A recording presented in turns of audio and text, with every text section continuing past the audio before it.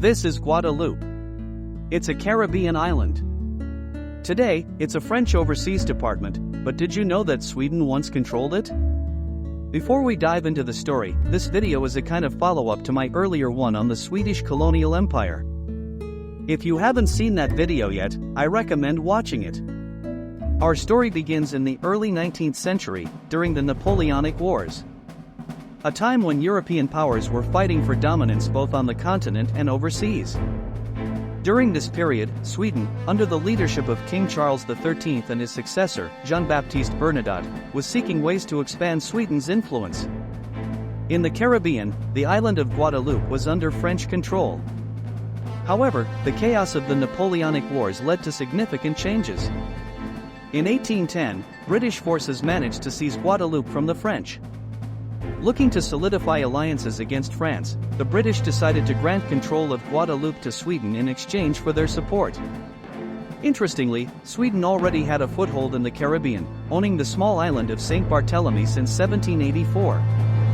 This existing presence made the prospect of acquiring another Caribbean island, like Guadeloupe, even more appealing. Also, unlike tiny St. Barthélemy, Guadeloupe was much bigger, which meant it offered more land and resources. In 1813, the Treaty of Stockholm was signed, officially ceding Guadeloupe to Sweden. However, Sweden's control over Guadeloupe was mostly symbolic. The British continued to administer the island for much of this period, and Swedish influence remained limited. The Swedish administration, led by Governor Johan Adam Kronstedt, faced significant challenges.